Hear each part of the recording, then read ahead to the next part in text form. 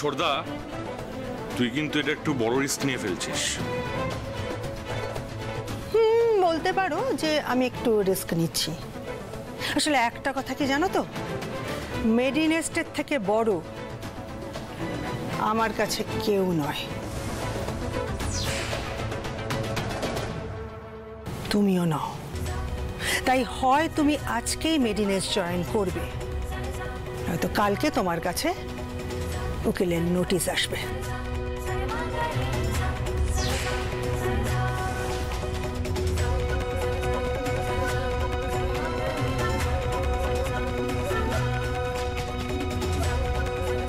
ভয় দেখাচ্ছেন? অবশ্য আপনি এই কাজটা খুব ভালো পারেন,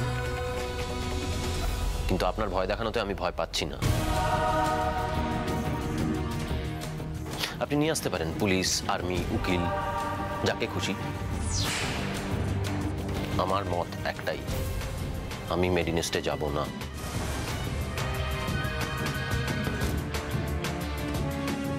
Sure. Okay. Let me see.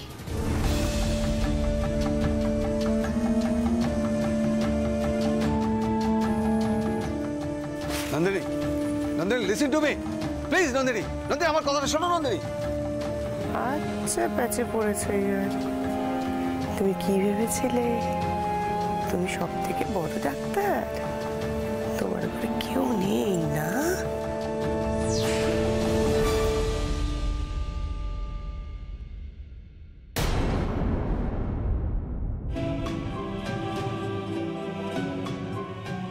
এবার কি হবে? একটা কিছু তো হওয়ার দরকার বাবু। বড্ড বার বেড়েছিল। তুমি হাঁ করে এখানে কি দেখছো? যাও, মায়ের ভোগের সমস্ত কিছু তৈরি করো। হ্যাঁ মা। আইডিয়া, প্রহ্লাদ, এখানে দাঁড়িয়ে দাঁড়িয়ে কি করছিস? যা, একসাথে সব হাতির 5 পা দেখেছে। সুমনা,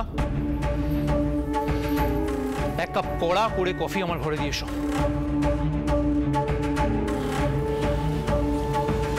এটা তুই ঠিক করলি না রে, ঠিক করলি না। একটা কথা বলি ছোটদা, আমি যতদূর জানি নন্দিনী আন্টি কিন্তু এই ফাঁকা আওয়াজ দেওয়ার মানুষ নন। উনি যেটা বলেন সেটা করে দেখেন।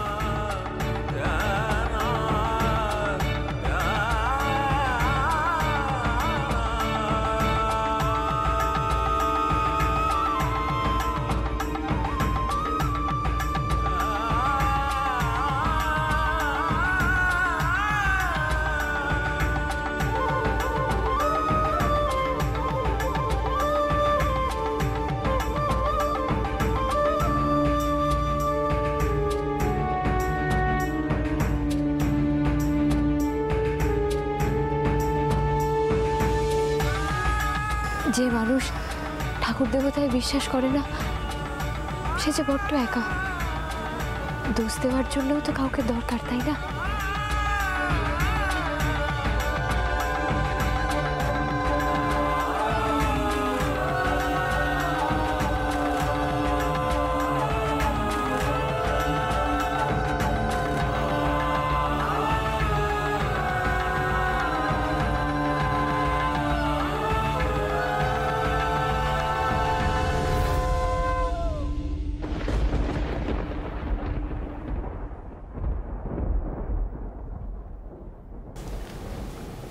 তোমাকে নাকি সব দোষ দেওয়া যায়, তোমাকে নাকি সব অভিযোগ জানানো যায়, আর তুমি নাকি সেগুলো শোনোই যখন, তাহলে বলছি, মা দুর্গা, তুমিও তো মা। একজন সন্তান হিসেবে আমি শুধুমাত্র আমার মায়ের যোগ্য সম্মানটুকু চেয়েছিলাম।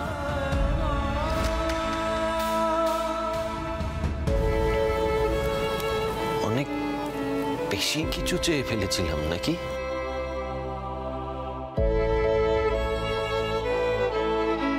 যদি তা না হয়ে থাকে তাহলে কেন তুমি আমার মায়ের কাছ থেকে সেটা কেড়ে নিলে?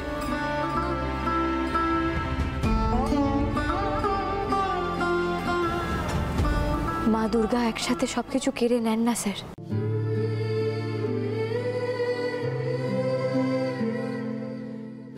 ছোট মুখে একটা বড় কথা বলবো স্যার, মনের অসুখের প্রথম ধাপ মন খারাপ।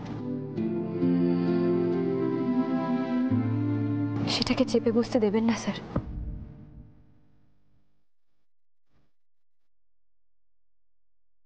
আমাদের সব খারাপ লাগাগুলোর মধ্যেও ভালোটুকুকে আমাদের খুঁজে নিতে হয় স্যার। আর যদি সত্যিই তাতে ভালো কিছু না থেকে থাকে, তাহলে সেই ভালো লাগাটা আমাদের তৈরি করতে হয়। মিস আনন্দি, আমি জানি স্যার, ওরা আপনাকে বাধ্য করছে আপনার অপছন্দের জায়গাতে আপনাকে যাওয়ার জন্য। মানুষের সেবা নিয়ে ব্যবসা চলে না, আর ডাক্তারির সঙ্গে রাজনীতিও এত কথা কেন বলছি? ইন শর্ট, মেটিনিস্টের কোনোদিন ভালো হতে পারে না। হতে পারে স্যার, ওই যে বললাম সব খারাপের মধ্যেও কিছু ভালো থাকে।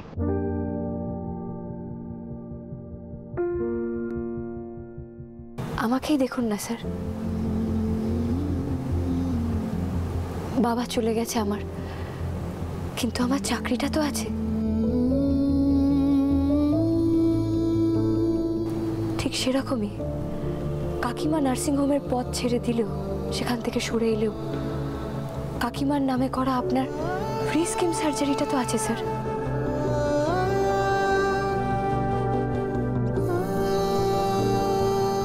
আছে তো স্যার। স্যার আমি জানি আমার বাবার চলে যাওয়ার পিছনে আপনার কোনো ত্রুটি নেই, কিন্তু স্যার এই স্কিমের আন্ডারে যারা চিকিৎসা নিতে এসেছে তারা কি সেটা জানলো? এই একটা ঘটনায় এই বিজয় আরোগ্য স্কিমের গায়ে যে কালিটা লিখেছে সেটা মুছে দিন স্যার। এটা মন খারাপ করে বসে থাকার সময় নয় স্যার। এই বিজয় আরোগ্য যোজনা সফল হলে কাকিমা নিজের প্রাপ্য সম্মান ফিরে পাবে স্যার। আর এই ফ্রি স্কিম সার্জারির আন্ডারে যদি একজন গরিবেরও প্রাণ বাঁচে, তাহলে আমার বাবার আত্মা শান্তি পাবে স্যার।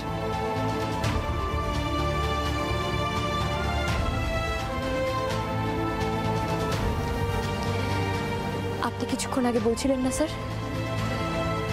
ওরা সাপও মারবে কিন্তু লাঠিও ভাঙবে না? আপনার কাছেও তো সুযোগ আছে স্যার, এক ঢিলে দুই পাখি মেরে দিন স্যার।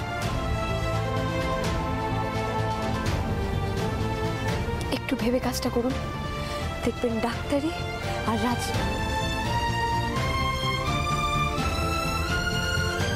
রণনীতি দুটোই হয়ে যাবে স্যার।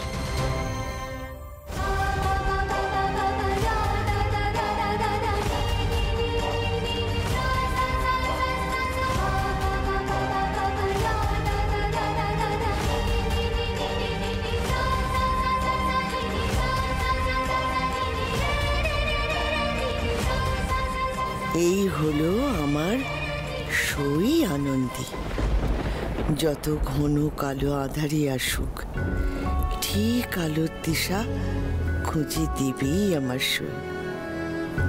কিন্তু ওর জীবনের অন্ধকারটা যে আরো অনেক বেশি কালো মা। ও একা কি তাতে আলো জ্বালাতে পারবে? মা গো,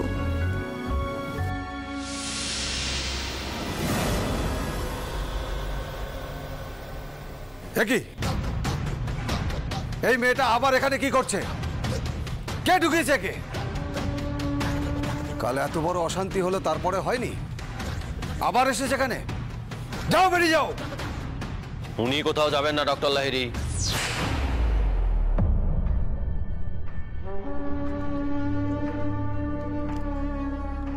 উনি আমার ঠাম্মির নার্স, উনি ওনার ডিউটি করবেন। অপূর্ব, তুমি অন্যের ডিউটি ঠিক করে দিচ্ছ আদি। তোমার ডিউটির কি হবে? আমি মেডিনেস্টে যাব ডক্টর লাহিড়ী, এবং আজই।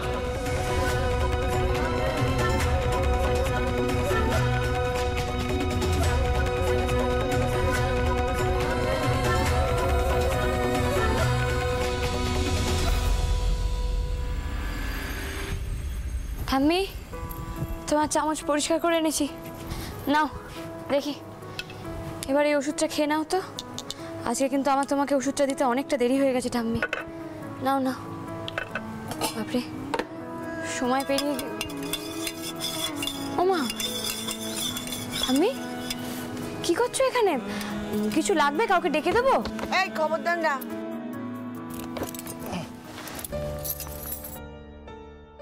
দরজাটা বন্ধ কর। দরজা বন্ধ করবো? যা বলছি তা কর না বাপু, আমার তো সেই বয়স নেই যে তড়িঘড়ি করে কাজ করতে পারবো।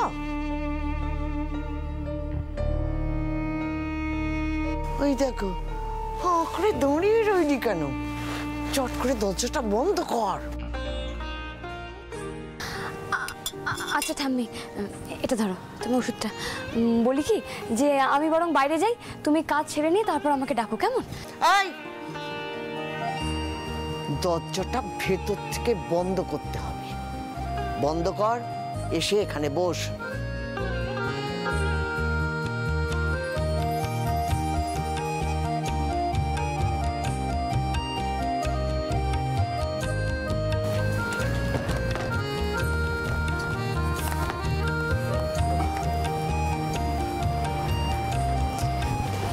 ও ঠাম্মি, কি হয়েছে? কিছু বলবে? বস তো দিদি, বস।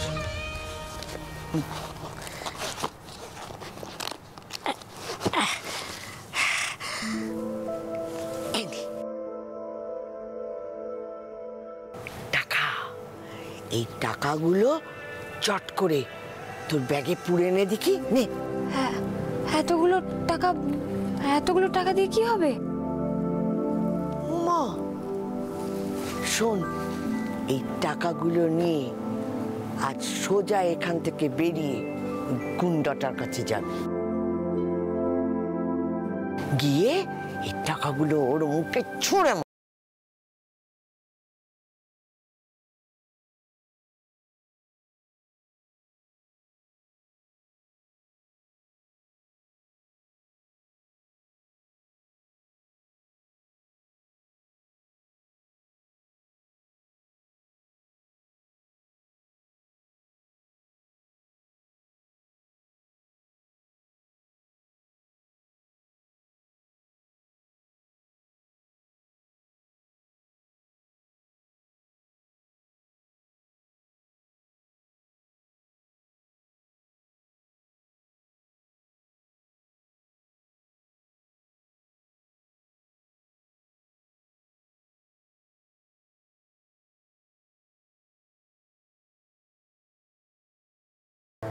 তাহলে বুঝবো ওই মুখেই শুধু ঠাম্মি ঠাম্মি করিস, আমাকে একটুও আপন ভাবিস না।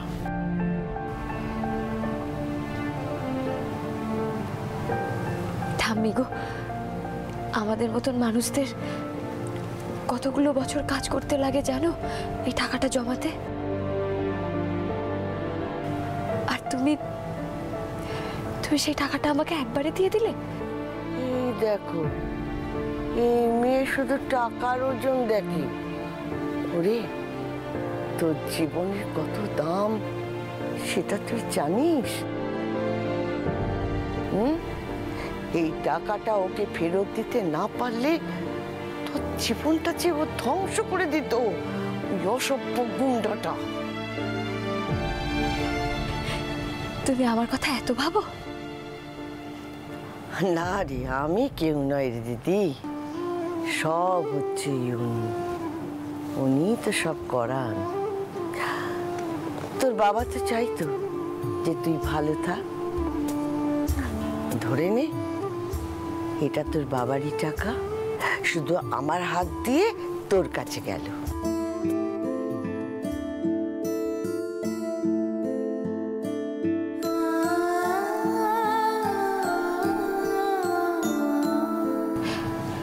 কিন্তু ঠাম্মি, এতগুলো টাকা আমি তোমাকে... জানি রে দিদি, জানি। এই টাকাগুলো তুই নিয়ে বাড়ি চলে যাবি না, তোর আত্মসম্মানে বাঁধবি, সব আমি জানি। বেশ, ধরে নে, এই টাকাটা তুই আমার কাছ থেকে ধার নিচ্ছিস।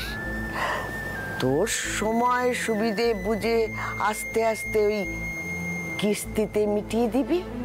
কি হলো তো? থ্যাংক ইউ ঠাম্মি, থ্যাংক ইউ। তুমি আমার অনেক বড় উপকার করলে। হ্যাঁ, আর একটা কথা আছে রে। বলো। বলছিলাম, এই যে টাকাটা না, সেটা অনেক বছর ধরে ওই পোস্ট অফিসে পড়েছিল। আমি তো ওই আদি দাদুভাইকে দিয়ে টাকাটা তুলিয়ে আনিয়েছি। যবে থেকে টাকাটা আমার কাছে এসেছে, ছোট বৌমার না নজর পড়েছে এই হাতাবার জন্য। হ্যাঁ, আমি বলছিলাম কি যে কোনোভাবেই যেন ছোট বৌমা না জানে যে এই টাকা আমি তোকে দিয়েছি, তাহলে কিন্তু কেলেঙ্কারি শেষ রাখবে না। ও ঠাম্মি, তাহলে তুমি আমাকে টাকাগুলো কেন দিচ্ছ বলো? তুই থামবি? আমাকে এত বকাস নয় তো বাপু, শুধু নিজের মুখটা বন্ধ রাখ। হ্যাঁ, না গাছে বল, তুই টাকার কথাটা কাউকে বলবি না, এমনকি বড় বৌমাকেও না। ওটা পেট পাতলা। বেশ ঠাম্মি, এই টাকা আমি কোথা থেকে পেয়েছি আমি কাউকে বলবো না। লক্ষ্মী দিদি, আমার সোনা দিদি, সব অশান্তি থেকে তুই মুক্তি পা দিদি, মুক্তি পা। তোকে যেন কোনো কাদা ময়লা ছুতে না পারে।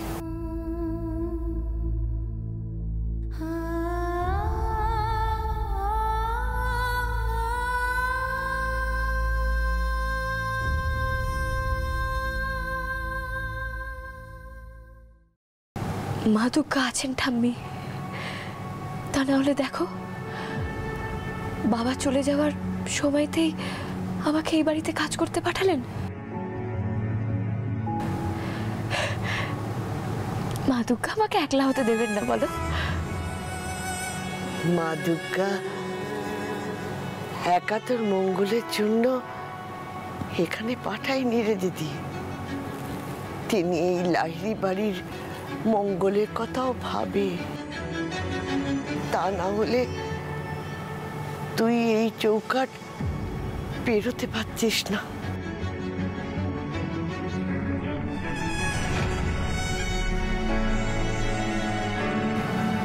লাহিড়ি বাড়ি?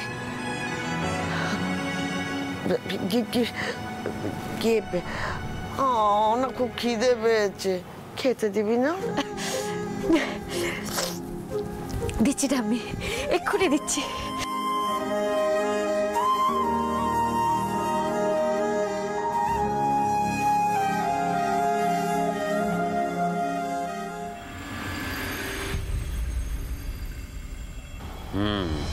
পেশেন্টের যে অবস্থা, তাতে করে লেপ্রোস্কোপি একেবারেই রেকমেন্ড করবো না।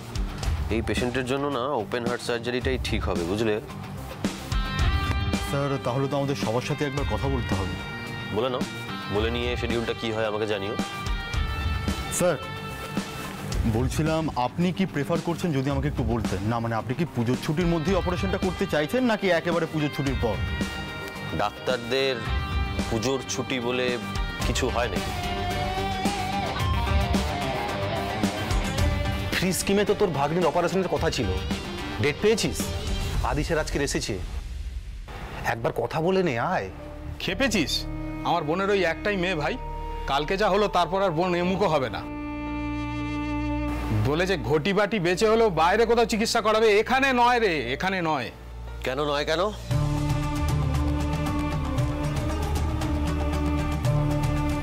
ভাগ্নির ওটি এখানে হবে না কেন? কার ওপর অবিশ্বাস? আমার ওপর না স্কিমের ওপর? না স্যার, মানে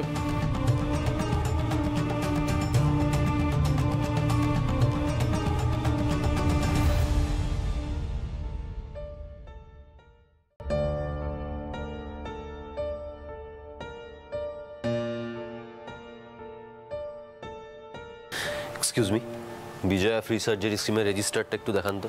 হ্যাঁ স্যার, দিচ্ছি। কি রে ছোটদা, রাউন্ড দিলি নাকি? স্যার, আচ্ছা বনানি, বলছি পুজো কয়েকটা দিন এমার্জেন্সি ছাড়া কিন্তু আমি টানা ল্যাবে কাজ করবো না। স্যাম্পেল নিলে নেবে, কিন্তু রিপোর্ট পাবে 10 মিনিট পর, ঠিক আছে? নার্সিং আমার একটু ব্যবসা তো, হ্যাঁ? কি রে, তোর আজকে কোনো সার্জারি নেই? এখানে এই এই এই নামগুলো সব কাটা হয়েছে কেন? সব কাটা কেন? স্যার সকাল থেকেই সব ক্যান্সেল হচ্ছে স্যার। কাল যা হলো তারপর তো এটাই এক্সপেক্টেড। হ্যাঁ, কয়েকজন পেশেন্ট পার্টি এখানে এসেছিল। আচ্ছা, আমরা সবার সাথে কথা বলেছি। ডক্টর অ্যাভেলেবেল আছে, ডেট পাওয়া যাবে, কিন্তু কেউ কিছুই শোনেননি। মা, তাই নাকি? কই দেখি। হ্যাঁ তাই তো, এ তো সব নাম কাটা গেছে দেখছি। হ্যাঁ স্যার, এই মুহূর্তে বিজয়া আরোগ্য যোজনার আন্ডারে কোনো পেশেন্টের নামই নেই স্যার। ছোটদা, জেঠির ওই আরোগ্য যোজনা স্কিমটা তো মুখ থুবড়ে পড়লো। I hope you got the message. Private nursing home এগুলো চলে না। আর তাছাড়া একজন ডক্টরকে অনেক কাঠখড় পুড়িয়ে এই জায়গাটায় আসতে হয়, যে জায়গাটা তুই অলরেডি দাঁড়িয়ে আছিস। লোকজনের মুখে তোর নাম দে, কাজে লাগা, দুয়ার বয়ে কামা, তা না। ছোটদা, এটা না কান ছত্র খোলার জায়গা না, বুঝতে পারলি?